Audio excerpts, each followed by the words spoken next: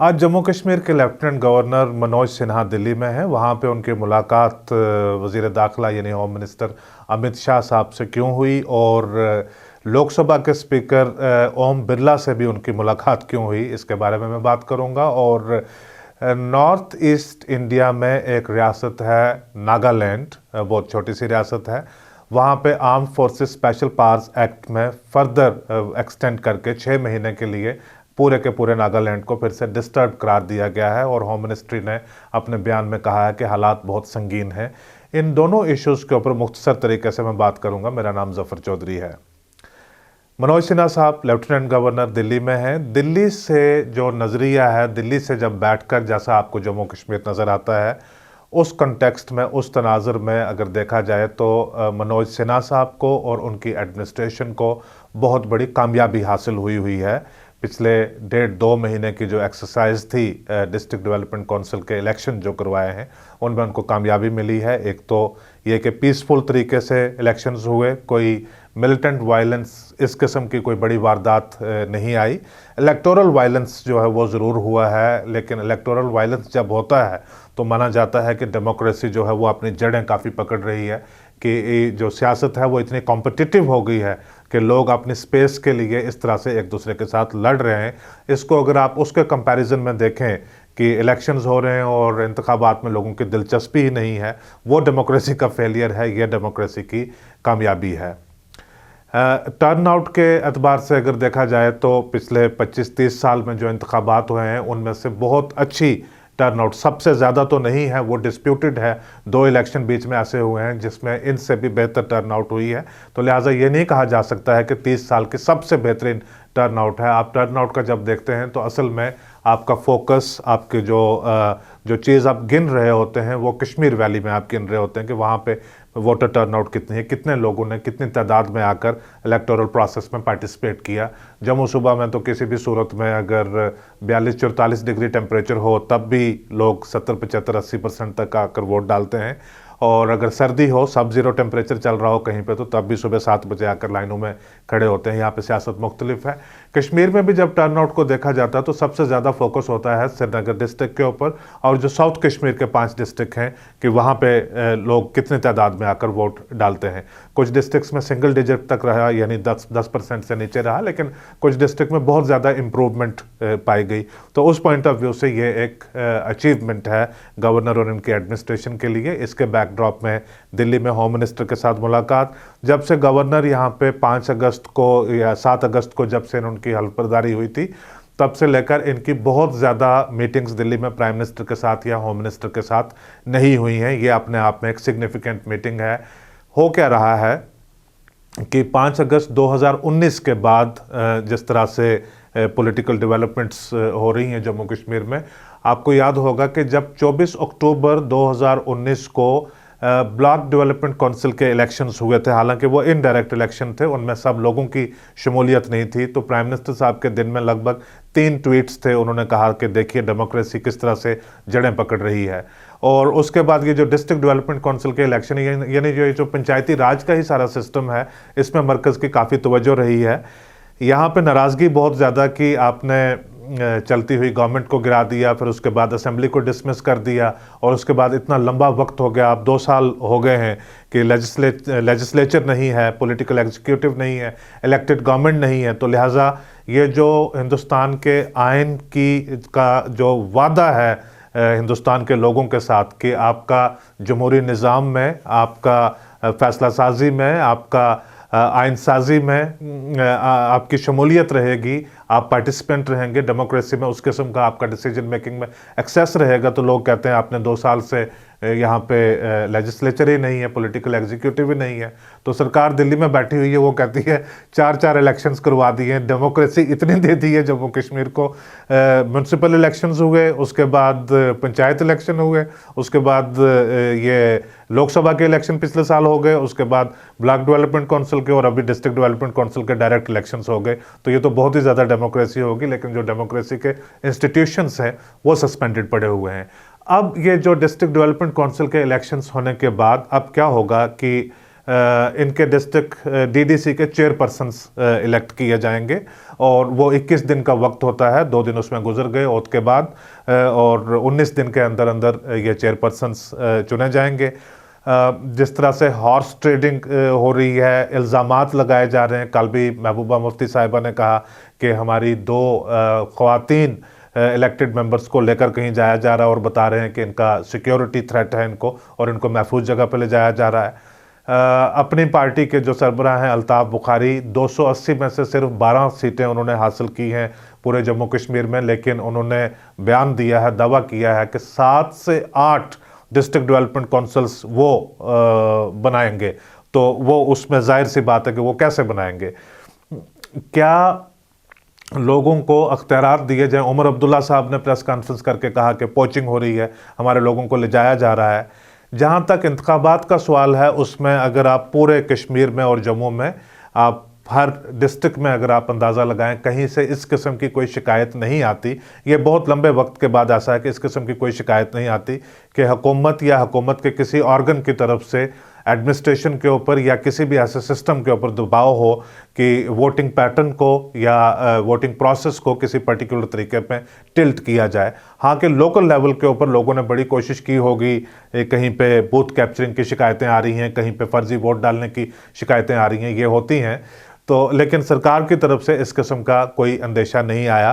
दिल्ली में आज की मीटिंग मेरे ख्याल से ये भी बड़ी इंपॉर्टेंट है कि ऐसा कैसे इंश्योर किया जा सकता है, ऐसी तवक्कात करनी चाहिए यहाँ से कि जिन लोगों के लिए लोगों ने वोट डाले हैं वही आपस में बैठकर अपने डिस्ट्रिक्ट डेवलपमेंट काउंसिल्स भी बना लें। ये एक इम्पॉर्टेंट बात है। अब ये यहाँ तक का एक प्रोजेक्ट है जो 5 अगस्त के बैकड्रॉप में हो रहा था कि आप लोकल बॉडीज़ के ज़रिए, आप बुनियादी इकाइयों के ज़रिए लोगों को एम्पावर करें और लेजिस्लेचर वगैरह को और स्टेट को आप तब तक बहाल ना करें जब तक आप जो तब्दीली यहाँ पे अचीव करना चाहते हैं वो तब्दीली ना अचीव हो जाए। लिहाजा इन इलेक्शंस के इस फेज़ के ख़त्म होने के बाद दिल्ली में ये मीटिंग बहुत सिग्निफिकेंस की है। अब इसके बाद जो इम्पॉर्टेंट चीज़ हमारे सामने आती है वो है ये कि असेंबली इलेक्शंस कब करवाए जाएँ। 2 चीज़ें हैं उसमें। गवर्नमेंट की कमिटमेंट है कि असेंबली इलेक्शंस करवाए जाएंगे जल्द, लेकिन उससे पहले डिलिमिटेशन कमीशन कॉन्स्टिट्यूट किया हुआ है। मार्च के महीने में, मार्च 2020 में डिलिमिटेशन कमीशन नोटिफिकेशन के ज़रिए वजूद में आ गया था, लेकिन कोविड की रेस्ट्रिक्शंस की वजह से उसके ऊपर कोई एक्सरसाइज नहीं हुई।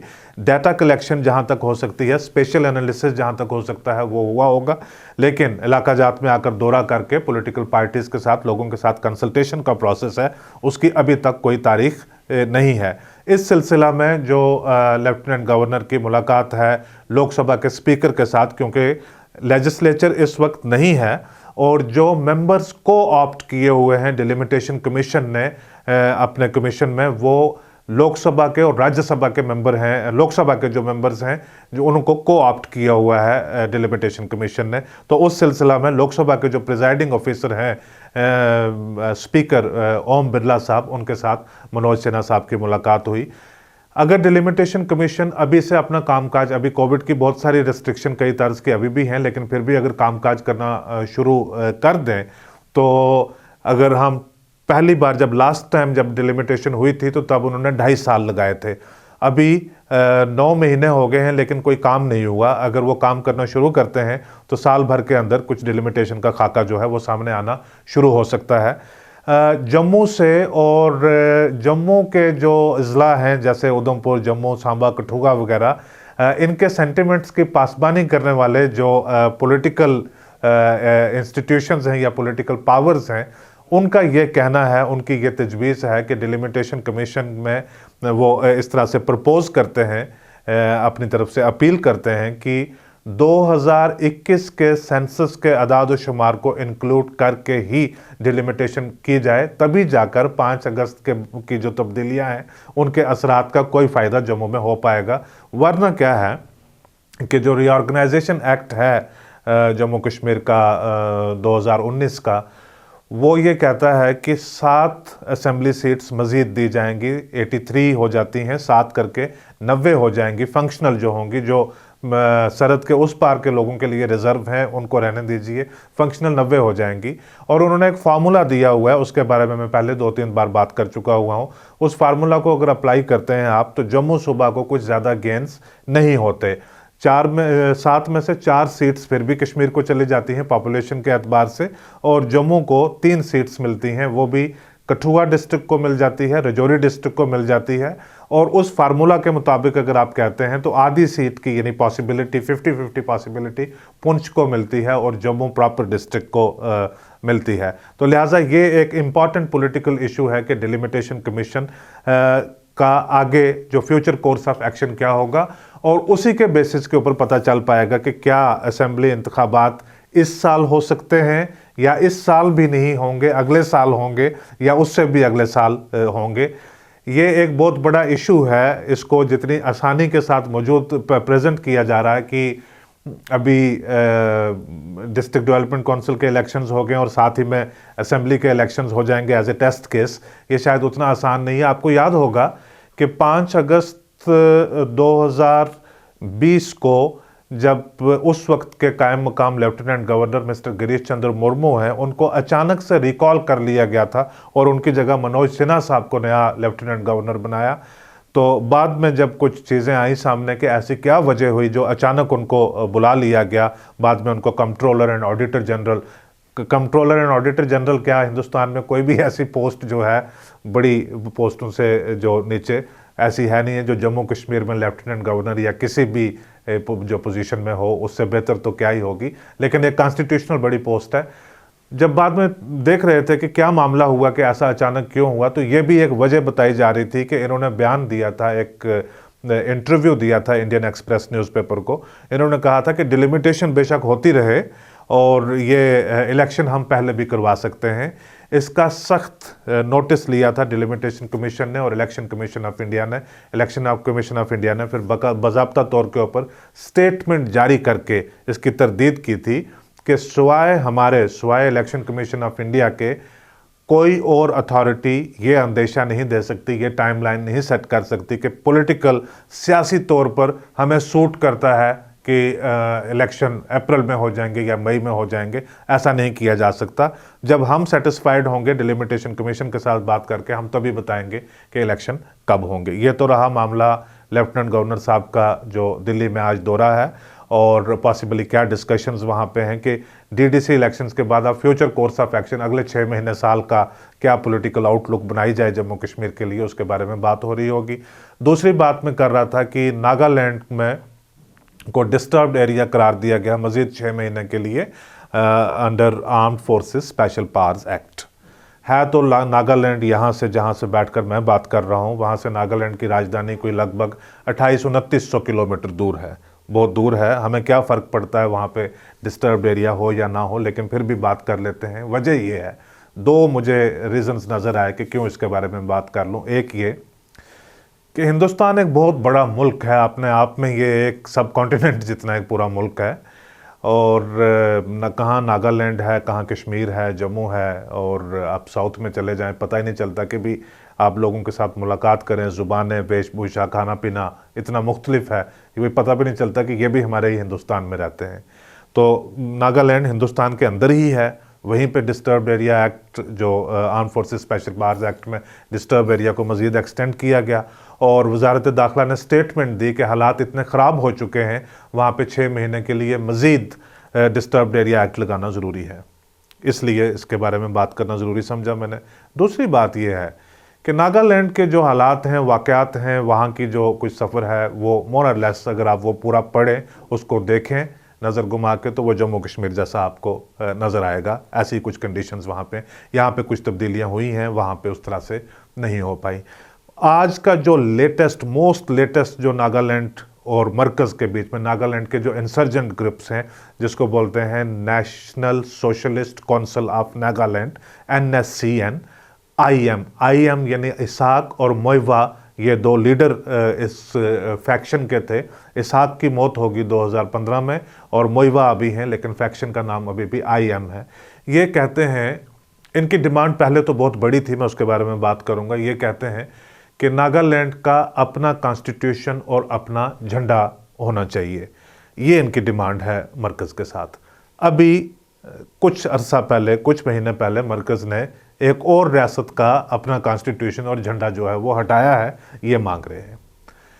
मामला ये है कि नागालैंड का जो इशू है ये बहुत पुराना है, ये 1930s को जाता है, जब हिंदुस्तान में जो अंग्रेज़ों की हुकूमत हुआ करती थी तो इनकी नेगोशिएशन आपस में शुरू हुई। 1930s में भी इंसर्जेंसी हुई, 1940s में भी इंसर्जेंसी हुई। फिर 1946 में जो ब्रिटिश इंडिया सिस्टम होता था उसमें जो गवर्नर थे नागालैंड के सैयद अकबर हैदरी या कुछ इस किस्म का उनका नाम था, उनका एक जो नागालैंड की लीडरशिप थी उनके साथ एक मुआहदा हुआ, एक एग्रीमेंट हुआ जिसको 9 पॉइंट एग्रीमेंट कहते थे। और उस 9 पॉइंट एग्रीमेंट में जो नागालैंड का जो इंटरनल सिस्टम है उनको complete constitutional powers, legislative powers वो सारी उनको दे दी कि आप लेजिस्लेट अपने मामलों में कर सकते हैं। जिस तरह से जम्मू कश्मीर में कॉन्स्टिट्यूशन वगैरह लागू हुआ अपना कि आप अपना लेजिस्लेशन कर सकते हैं सारे मामलों के ऊपर, वो हुआ। उसमें एग्रीमेंट में ये चीज़ लिखी थी कि 10 साल के बाद इस एग्रीमेंट को रिव्यू किया जाएगा, देखा जाएगा, दोनों तरफ अपनी चीज़ें देख लेंगी।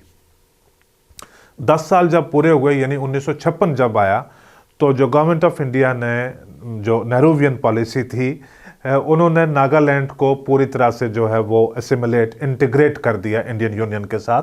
अब उस एग्रीमेंट की परसेप्शन है वो डिफरेंट है। जो नागा ग्रुप्स हैं वो ये कहते हैं कि 10 साल के बाद हमें फारग होना था असल में, लेकिन आपने इसको उल्टे तरीके से इंटरप्रेट कर लिया। फिर ये इंसर्जेंसी शुरू हुई, ये काफ़ी लंबे वक्त तक चली, बहुत जानी माली नुकसान हुआ।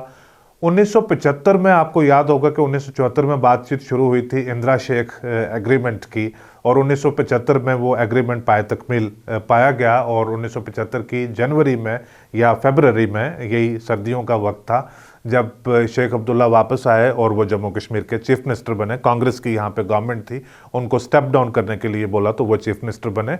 तो उस वक्त 1975 में ये बात हिंदुस्तान में मानी जा रही थी, तस्लीम की जा रही थी, एक्सेप्ट की जा रही थी कि क्योंकि अब शेख अब्दुल्ला मेन स्ट्रीम में वापस आ गए हैं, वो चीफ मिनिस्टर बन गए हैं, अब जो मसला कश्मीर है वो अब हमेशा हमेशा के लिए सेटल हो गया। ये 75 की बात है, आज हम 2020 में बात कर रहे हैं। आज एक जो डायनामिक एक पूरी आउटलुक ही मुख्तलिफ है। उसी साल शिलोंग एग्रीमेंट भी हुआ था। जो इंदिरा शेख एग्रीमेंट जिस साल हुआ था उसी साल शिलोंग एग्रीमेंट भी हुआ था। और शिलोंग एग्रीमेंट में भी ये तय पाया गया था कि जो नागालैंड और यूनियन ऑफ इंडिया के दरमियान जो मामला है वो हमेशा हमेशा के लिए सेटल हो गया। और जो नागा इंसर्जेंट ग्रुप्स थे, जो गुरिल्लाज थे, जो लड़ते थे, जिनको यहाँ पे मिलिटेंट भी बोलते हैं, टेररिस्ट भी बोलते हैं, और जो उस नज़रिया के साथ रहते हैं वो उनको मुजाहिद भी बोलते हैं। इसी तरह से वहाँ पे जो इंसर्जेंट ग्रुप्स थे उन्होंने सरेंडर कर दिया, और सरेंडर करने के बाद उन सबको BSF में उनकी भर्ती कर दी गई। तो मामला एक तरीके से सेटल हो गया। लेकिन बीच में से 2 लीडर ऐसे थे जो नागा कौंसिल के, इसाक और मईवा, इन्होंने डिफेक्ट कर दिया। ये कहते हैं कि हम इस मुआहदा को, इस एग्रीमेंट को हम नहीं मानते।